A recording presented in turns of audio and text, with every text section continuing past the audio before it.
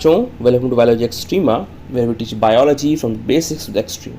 My self Keshav Bansal and आज हम इस वीडियो में क्या स्टडी करेंगे? आज हम इस वीडियो में सेकेंडरी लिम्फॉइड ऑर्गन्स को स्टडी करेंगे। ठीक है, इससे पहले वाली वीडियो में हम प्राइमरी लिम्फॉइड ऑर्गन्स को स्टडी कर चुके हैं। आप इम्यूनोलॉजी की प्लेलिस्ट में जाकर चेक कर सकते हैं। ठीक है, और भी बहुत सारे वीडियोस जो भी सारे सेल्स थे इनेट इम्यून सिस्टम या फिर अडेप्टिव इम्यून सिस्टम के, सब एक्सप्लेन कर दिए गए हैं। ठीक है, बात करते हैं इस वीडियो की। तो इसमें हम क्या स्टडी करेंगे? इसमें हम पार्ट 1 है। ठीक है, जो सेकेंडरी लिम्फॉइड ऑर्गन्स होते हैं उसके अंदर मेनली हमें 3 मिलते हैं। तो है लिम्फ नोड, ठीक, दूसरा मिलता है स्प्लीन, क्लियर, और एक होता है malt, mucosa associated lymphoid tissue. ठीक है, तो ये 3 हमें स्टडी करने हैं। तीनों को हम सेपरेट वीडियो में स्टडी करेंगे। ये पार्ट 1 है, इसमें हम लिम्फ नोड्स पर फोकस करें। ठीक है, तो वीडियो को शुरू करते हैं। क्लियर, तो लिम्फ नोड्स पढ़ने से पहले सबसे पहले हम देखते हैं, थोड़ा सा इंट्रोडक्शन लेते हैं। जो हमने पहले पढ़ा था थोड़ा सा बेस बना लेते हैं चीज़ों का वापस। ठीक है, तो हमने बात करी थी कि जो भी लिम्फोसाइट्स हैं, ठीक है, यानी बी सेल्स हो गया, टी सेल्स हो गया और इवन एनके सेल्स हो गए। ठीक है, तो और बाकी जो माइलॉइड सेल्स हैं, कॉमन माइलॉइड प्रोजेनेटर के जो डेराइवेशन है, जैसे कि आपका ग्रेनुलोसाइट्स हो गया या फिर मैक्रोफाजिस हो गए, डेंड्रिटिक सेल्स हो गए। ठीक है, सबके सब कहाँ ओरिजिनेट करेंगे? सबके सब ओरिजिनेट करेंगे प्राइमरी लिम्फॉइड ऑर्गन्स में, एंड स्पेसिफिकली कहाँ पर? बोन मैरो में। ठीक है, बोन मैरो में करेंगे। क्लियर, अब इवन मोस्टली का मैच्योरेशन भी कहाँ पर होगा? बोन मैरो में। ठीक है, अब क्या बात आती है कि जो टी लिम्फोसाइट्स होते हैं, टी लिम्फोसाइट्स का मैच्योरेशन कहाँ होता है? थाइमस में। टी लिम्फोसाइट्स का यानी टी सेल्स का मैच्योरेशन कहाँ होता है? थाइमस के अंदर मैच्योरेशन होता है। ठीक है, अगर हम बात करें जो rest of the myeloid cells हैं, फिर जो बी लिम्फोसाइट्स हैं, उनका मैच्योरेशन कहाँ होगा? बोन मैरो में। वे ओरिजिनेट भी बोन मैरो में, मैच्योरेट भी बोन मैरो में। ठीक है, अब हम बात करते हैं कि अच्छा, ओरिजिनेशन यानी हमें पता चलता है कि ओरिजिनेशन, ठीक है, एंड मैच्योरेशन ये कहाँ होता है? ये प्राइमरी लिम्फॉइड ऑर्गन्स के अंदर होता है। तो भैया सेकेंडरी लिम्फॉइड ऑर्गन्स के अंदर क्या होता है? ठीक है, अच्छा, एक ये वाली बात मैंने बताई थी कि मैच्योरेशन की मैच्योर्ड बना देना, इसका मतलब क्या हुआ कि वे एंटीजन को रिकॉग्नाइज कर सकते हैं, वे अब कैपेबल हो गए एंटीजन को रिकॉग्नाइज करने के लिए। क्लियर, फिर यहाँ से जो प्राइमरी लिम्फॉइड ऑर्गन्स होते हैं वहाँ से ब्लड सर्कुलेटरी सिस्टम के थ्रू कहाँ पर जाया जाता है? सेकेंडरी लिम्फॉइड ऑर्गन्स के अंदर। क्लियर, तो वहाँ पर क्या प्रोसेस होता है? वहाँ पर आप क्या होगा, एंटीजन से जो भी ये सेल्स हैं, जो भी मैच्योर लिम्फोसाइट्स हैं, स्पेशली हम इनके रिगार्डिंग बात करते हैं, बी एंड टी लिम्फोसाइट्स के रिगार्डिंग, तो वहाँ पर इनका क्या होगा? एंटीजन से एक्सपोजर कराया जाएगा, एंटीजन से एक्सपोजर कराया जाएगा, एंड उसके बाद क्या होगा? एक्टिवेशन होगा। ठीक, और स्पेसिफिकली मैं कहूँ डिफ्रेंशिएशन होगा। क्या होगा? डिफ्रेंशिएशन। एंटीजन एक्सपोजर के बाद क्या होगा? डिफ्रेंशिएशन होगा, क्योंकि अभी ये कैसे हैं? अभी ये मैच्योर तो भले ही हो गए, ये भले ही मैच्योर है, एंटीजन को रिकॉग्नाइज कर सकते हैं B and T lymphocytes, but ये अनडिफरेंशिएटेड हैं। ये भी naive B and T cells हैं। किसे सेल्स हैं? Naive B and T cells, यानी ये अभी ना स्पेसिफिकली प्लाज्मा सेल्स हैं, मतलब मैच्योर बी सेल्स नहीं है, ना अभी कोई मेमोरी सेल्स में डिफरेंशिएट हुए हैं। ऐसे जो हमने सारे टी सेल्स पढ़े थे ना, उसमें डिफरेंशिएट हुए हैं। T helper, T cell toxic, T helper के भी फिर डिफरेंट सब टाइप है। ठीक है, तो वो जो प्रोसेस होता है कि कौन सा स्पेसिफिक सेल बना, स्पेसिफिक बी सेल बना, स्पेसिफिक टी सेल बना, वो प्रोसेस कब होता है? डिफरेंशिएशन के टाइम पर डिसाइड होता है कि कौन सा बनेगा। ठीक है, यानी डिफरेंशिएशन कहाँ होगा? हमारा सेकेंडरी लिम्फॉइड ऑर्गन्स के अंदर, कैसे? एंटीजन को एक्सपोज करवाकर। उसके बाद जब डिफरेंट सबसेट्स बन गए, ठीक है, फिर उनका क्या होता है? प्रोलिफरेशन कराया जाता है, उनकी तादाद को बढ़ाया जाता है। क्लियर, तो डिफरेंशिएशन एंड प्रोलिफरेशन का जो प्रोसेस है ये कहाँ पर होता है? सेकेंडरी लिम्फॉइड ऑर्गन्स के अंदर होता है।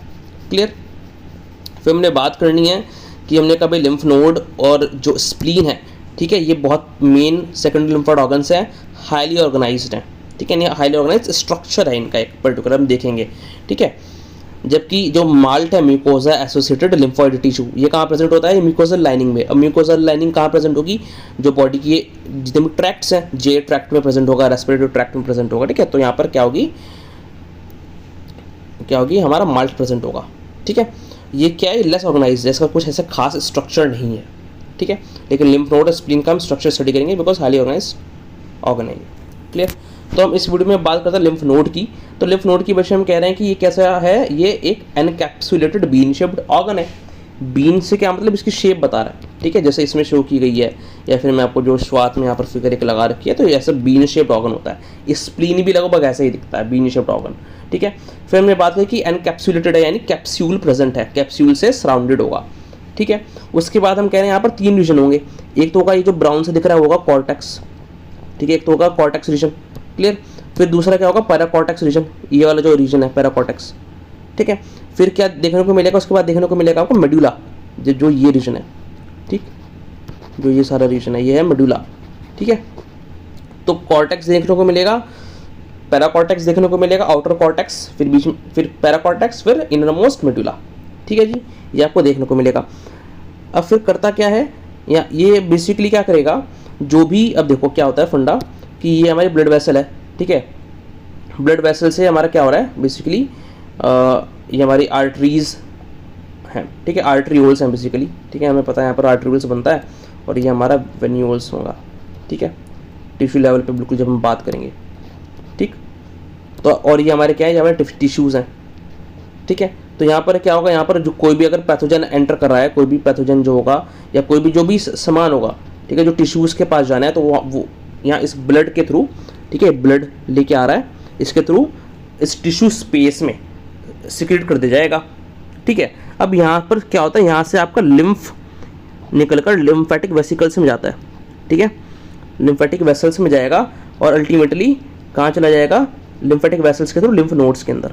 ठीक है, और ये लिम्फ नोड्स कहाँ प्रेजेंट होती हैं, लिम्फ नोड्स आपको जगह जगह मिल जाएंगी ऑर्गन्स के पास। ठीक है, आर्म पिट के पास मिल जाएगी, ब्रेस्ट के पास मिल जाएगी, थाई रीजन में मिल जाती है, क्लियर। और जब इन्फेक्शन का टाइम होता है तो ये स्वेलअप कर जाती है बेसिकली। ठीक है, टॉन्सिल्स वगैरह ये सब आपके लिम्फ नोड्स के अंदर आते हैं। ठीक है, तो क्या होगा बेसिकली, जो भी टिश्यू स्पेस के अंदर पैथोजन आएगा, ठीक है, उसका सबसे पहले एनकाउंटर किसके साथ होगा, उसका सबसे पहला एनकाउंटर किस सेकेंडरी लिम्फोइड ऑर्गन्स के साथ होगा, तो उसका होगा लिम्फ नोड के साथ सबसे पहले। ठीक है, बिकॉज टिश्यू स्पेस से निकल के सीधा फ्लूइड लिम्फेटिक वेसल्स में जाएगा, लिम्फेटिक वेसल्स से लिम्फ नोड्स के अंदर जाएगा, क्लियर। और फिर यहाँ पर क्या होगा, बेसिकली फिल्टरिंग का काम कर रहा है। ठीक है, फिल्टर कर रहा है कि भाई कोई पैथोजन वगैरह तो नहीं आ गया बॉडी के अंदर। अगर पैथोजन आ गया तो क्या होगा, तो इसके पास कई सारे लिम्फोसाइट्स होते हैं। ठीक है, बी सेल्स प्रेजेंट होंगे इसके पास, अभी हम देखेंगे, टी सेल्स प्रेजेंट होंगे। ठीक है, कुछ एपीसीज प्रेजेंट होंगे, जैसे कि मैक्रोफाजेज हो गए, ठीक है, या फिर डेंड्रिटिक सेल्स हो गए। तो इस तरीके से इसके पास सेल्स प्रेजेंट है। ये इम्यून सेल्स लेकर बैठा है, कि जैसे ना एक चौकी होती है, तो वहाँ पर कि वे रास्ते पर बैठ जाते हैं, ठीक है, नाके पर बैठ गए, ठीक है, कि वे चेकिंग कर रहे हैं। ये बेसिकली क्या कर रहे हैं, चेकिंग कर रहा है आने जाने वाले यात्रियों की। ठीक है, फिर हम बात करते हैं कि अच्छा ये सब तो बात, अच्छा हाँ, कि किसके अंदर क्या मिलेगा, कॉर्टेक्स रीजन है सबसे आउटर मोस्ट, फिर पैराकॉर्टेक्स, फिर मेडुला। ठीक है, तो सबसे पहले कॉर्टेक्स के अंदर क्या क्या मिलेगा, इंपॉर्टेंट है ये डिस्टिंक्शन। ठीक है, कॉर्टेक्स के अंदर आपको मोस्टली क्या मिलेगा, बी सेल्स देखने को मिलेंगे मोस्टली। ठीक है, मैक्रोफाजेस देखने को मिलेंगे, और फॉलिकुलर डेंड्राइटिक सेल्स देखने को मिलेंगे। ठीक है, क्या क्या देखने को मिलेगा आपको यहाँ पर बी सेल्स देखने को मिलेंगे, मैक्रोफाजेस देखने को मिलेंगे, और फॉलिकुलर डेंड्राइटिक सेल्स देखने को मिलेंगे। अब थोड़ा सा मैं इससे कई बार पहले बार बार बात बता चुका हूँ आपको, कि जो मैक्रोफेजेस होते हैं वे एपीसीज होते हैं, की तरह एक्ट करते हैं, डेंड्राइटिक सेल्स भी एक्ट करते हैं, और इवन कुछ बी सेल्स भी, कुछ केस में बी सेल्स भी एक्ट कर देते हैं एपीसीज की तरह। ठीक है, एंटीजन प्रेजेंटिंग सेल्स की तरह, क्लियर। लेकिन ये जो फॉलिकुलर डेंड्राइटिक सेल्स हैं, ये नॉर्मल डेंड्राइटिक सेल्स नहीं है। ये मैंने पहले ही बताया था जब डेंड्राइटिक सेल्स हम स्टडी कर रहे थे, वीडियो में चेक करना। ठीक है, कि फॉलिकुलर डेंड्राइटिक सेल्स फैगोसाइटिक भी नहीं होते, इनके पास एमएससी कॉम्प्लेक्स भी नहीं होता। ठीक है, ये as a result T cell को जो एंटीजन प्रेजेंट नहीं करते। ठीक है, एज एपीसीज की तरह ये नहीं करते, क्लियर, एपीसीज की तरह नहीं करते ये।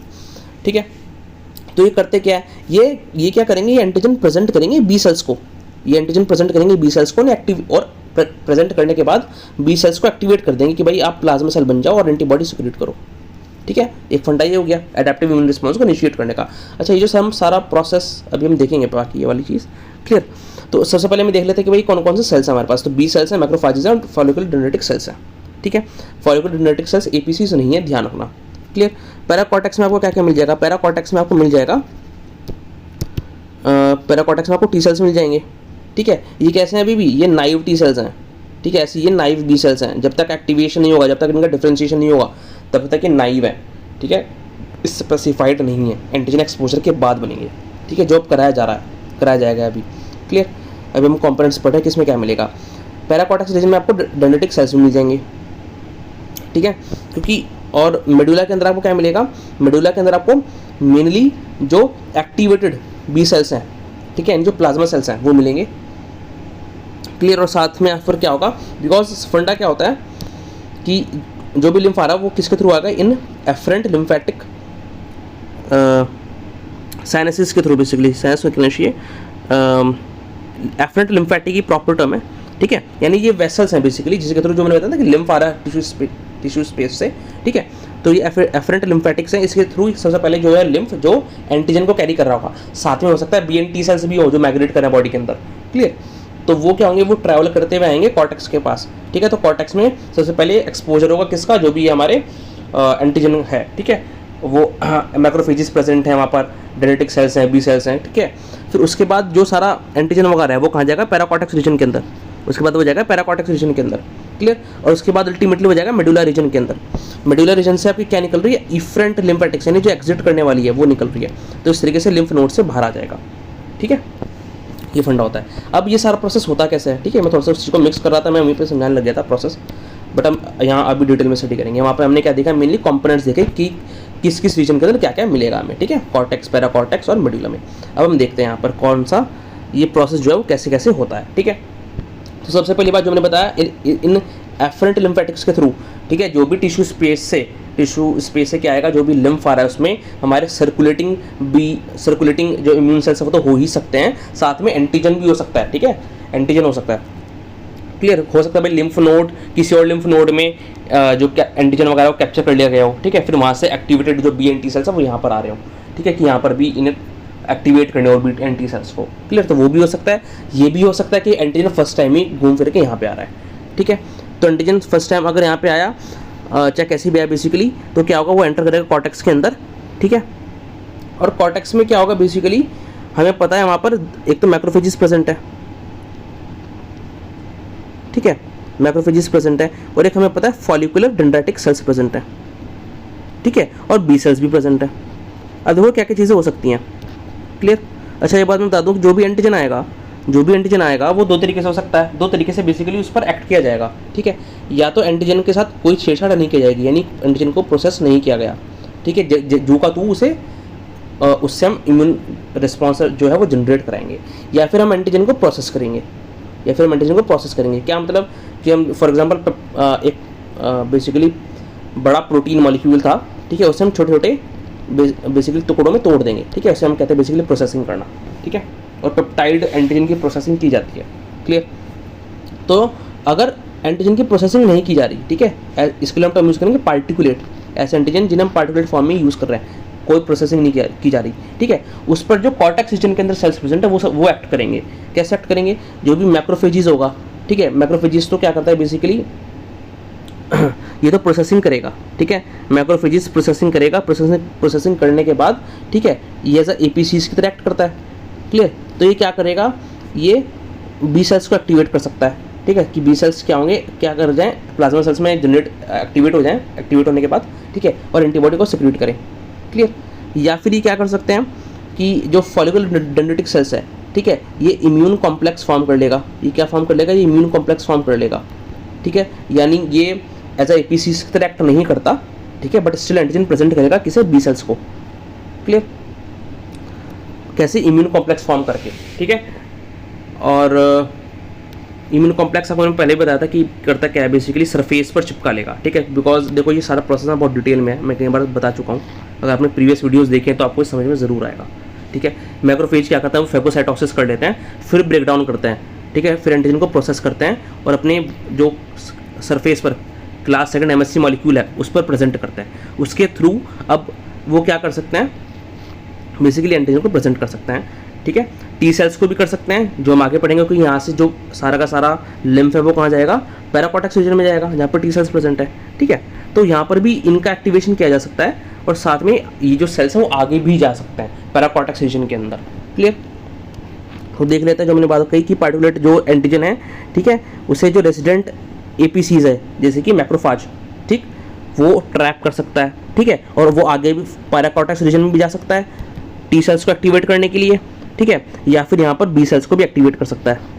क्लियर। साथ में यहाँ पर जो वो था फॉलिकुलर डेंड्रिटिक सेल्स था, वो भी इम्यून कॉम्प्लेक्स के थ्रू इस पार्टिकुलर एंटीजन को पकड़कर बी सेल्स को एक्टिवेट कर सकता है। ठीक, कुछ केसेस में इवन जो बी सेल्स होते हैं वो भी एपीसीज की तरह एक्ट करते हैं। ठीक है, तो वो क्या करें, वो खुद भी एक्टिवेट होने के बजाय वो खुद भी क्या करेंगे, ट्रैप कर लेंगे बी लिम्फोसाइट्स इस एंटीजन को, और कहाँ जाएंगे, पैराकॉर्टेक्स रीजन में। अभी पैराकॉर्टेक्स रीजन में जा क्यों रहे हैं, क्योंकि मेन जो मैंने बताया था कि मेन इम्यून रिस्पॉन्स को, एडेप्टिव इम्यून रिस्पॉन्स को जनरेट करने के दो तरीके हैं। ठीक है, या तो भाई आप सीधा का सीधा एंटीजन जो है वो उठाकर प्रेजेंट करवा दो बी सेल्स को, और बी सेल्स एंटीबॉडी सीक्रेट करना शुरू कर दे, या फिर, और ये लेकिन इतना कारगर प्रोसेस नहीं होता, इट इज़ नॉट एफिशिएंट। ठीक है, नॉट एफिशिएंट नहीं है ये प्रोसेस। ठीक है, होता जरूर है लेकिन कुछ मतलब कम अमाउंट में। क्लियर। अब दूसरा तरीका क्या है कि एंटीजन को प्रोसेस किया जाए, प्रोसेसिंग होने के बाद एंटीजन को प्रेजेंट किया जाएगा टी हेल्पर सेल्स को। ठीक है, फिर टी हेल्पर सेल्स हमें पता है डिफरेंट सबसेट्स हैं। अगर आपने टी सेल की वीडियो देखी है तो इसके ये सेल मेडिएटेड इम्यूनिटी को भी एक्टिवेट करता है और ह्यूमरल इम्यूनिटी को भी, यानी बी सेल्स को भी एक्टिवेट करेगा ये। ठीक है, आगे जाके तो ये प्रोसेस जो होता है ये बहुत कारगर होता है, एफिशिएंट। ठीक है, इसलिए यहाँ पर तो एक्टिवेशन होगा ही, जो आपको सारी खिचड़ी समझ लग रही है ना, ये क्या क्या हो रहा है। ठीक है, ये सारा एक्टिवेशन यहाँ तो होगा ही। ठीक है, लेकिन उसके बाद क्या होगा साथ में, क्योंकि मेजर प्रोसेस ये है, ये वाला प्रोसेसिंग होकर टी हेल्पर सेल को एक्टिवेट करना है, फिर वो सारा का सारा रिस्पॉन्स रेगुलेट करता है। तो फिर क्या होगा कि जो इसलिए जो बी लिम्फोसाइट्स हैं वे भी कुछ एपीसी की तरह एक्ट करेंगे और पैराकॉर्टेक्स रीजन में जाएंगे। ऐसे जो मैक्रोफाजेस होंगे वो भी एपीसी की तरह एक्ट करेंगे और पैराकॉर्टेक्स रीजन में जाएंगे। ठीक है, apart from this thing. Clear. अब क्या होगा, अब हम आ जाते हैं पैराकॉर्टेक्स रीजन के अंदर। पैराकॉर्टेक्स रीजन के अंदर क्या होगा कि हमारे जो ऊपर से बाहर से आ रहे हैं बेसिकली बी लिम्फोसाइट्स जो एपीसी की तरह एक्ट कर रहे हैं, या फिर मैक्रोफाजेस हो गए जो एपीसी की तरह एक्ट कर रहे हैं, ये तो आएंगे ही। साथ में यहाँ पर क्या प्रेजेंट है, यहाँ पर दो चीज़ें प्रेजेंट है। एक तो है डेंड्रिटिक सेल्स रेजिडेंट, यानी जो यहीं पर प्रेजेंट है, जो माइग्रेट होकर नहीं आ रहे। ठीक है, रेजिडेंट डेंड्रिटिक सेल्स। ठीक, और क्या होंगे, टी बेसिकली जो नाइव टी सेल्स है। ठीक है, नाइव टी सेल्स प्रेजेंट होंगे। ठीक है, नाइव टी सेल्स प्रेजेंट होंगे। ठीक है, तो अब क्या होगा कि ये डेंड्रिटिक सेल्स क्या करेंगे, जो भी एंटीजन आ रहा है, ठीक है, जो भी पार्टिकुलर एंटीजन आ रहा है, यानी जो अनप्रोसेस्ड एंटीजन उसकी बात हो रही है। ठीक है, क्योंकि यहाँ तो अनप्रोसेस्ड एंटीजन यूज़ कर लिया। क्लियर। और यहाँ पर क्या हुआ, एंटीजन को प्रोसेस करेंगे कौन, ये डेंड्रिटिक सेल्स। ठीक, करवा भी सकते हैं वहाँ पर, अगर जो मैक्रोफेजेस है, ठीक है, वो क्या करेंगे, वो एंटीजन को प्रोसेस कर सकते हैं, और फिर अल्टीमेटली लेकिन उन्हें कहाँ माइग्रेट करना पड़ेगा एक्टिवेशन करने के लिए, टी सेल्स को। ठीक है, वहाँ पर दोनों चीज़ें हो सकती है कि जो मैक्रोफाजेस होंगे वे अनप्रोसेस्ड एंटीजन को, यानी पार्टिकुलर एंटीजन को बी सेल्स को भी प्रेजेंट कर सकते हैं, और जो इम्यून रिस्पॉन्स है वो एक्टिवेट कर सकते हैं। ठीक है, एंटीबॉडी सीक्रेट करवा सकते हैं, या फिर वे प्रोसेसिंग करने के बाद पैराकॉर्टेक्स के अंदर एंटर कर जाएंगे, पैराकॉर्टेक्स रीजन के अंदर, और वहाँ पर जाकर टी सेल्स को एक्टिवेट करेंगे। ठीक है, या फिर क्या होगा, जो अगर हम नए केस की बात करें कि जो एंटीजन बेसिकली अनप्रोसेस्ड एंटीजन, ठीक है, जो एंटर करेगा किसके अंदर, पैराकॉर्टेक्स रीजन के अंदर, वहाँ पर उसे कौन पकड़ेगा, रेजिडेंट डेंड्रिटिक सेल्स पकड़ेंगे। ठीक है, प्रोसेसिंग करेंगे और किसे प्रेजेंट कर देंगे, टी सेल्स को, नाइव टी सेल्स को। ठीक है, फिर डिफरेंशिएशन हो जाएगा। क्लियर, डिफरेंशिएशन होगा, फिर प्रोलिफरेशन होगा। तो इस तरीके से जो है फिर हमें पता है टी हेल्पर सेल्स जो एक्टिवेट हो गए वो सारे के सारे इम्यून रिस्पॉन्स को जनरेट कर सकते हैं। ठीक है, तो इस तरीके से जो सारा प्रोसेस था, ये जो आई नो ये जो टॉपिक है थोड़ा सा टिपिकल है। ठीक है, कई सारी चीज़ें होंगी एक साथ होंगी ना, इसलिए बहुत इशू है। ठीक है, बट आप एक दो बार सुनोगे तो इस टॉपिक को आई गेस आपको समझ में आ जाएगा। क्लियर। तो अगर आपको वीडियो अच्छा लगा, वीडियो को लाइक करें, चैनल को सब्सक्राइब करें, एंड जो भी सारे वीडियोज़ हैं उन्हें शेयर करें ताकि और हेल्प हो सके। एंड प्लीज़ डोनेट करें ऑन 10 रुपीज़ पर मंथ। इस आपकी लाइफ में, मेरी लाइफ में एंड इस वर्ल्ड में डिफरेंस क्रिएट होगा, and I will be more motivated कि मैं आपको मोबाइल सर्विस प्रोवाइड कर सकूँ, better book and take back कर सकूँ। So thank you from Algy Extrema. See you next time, take care.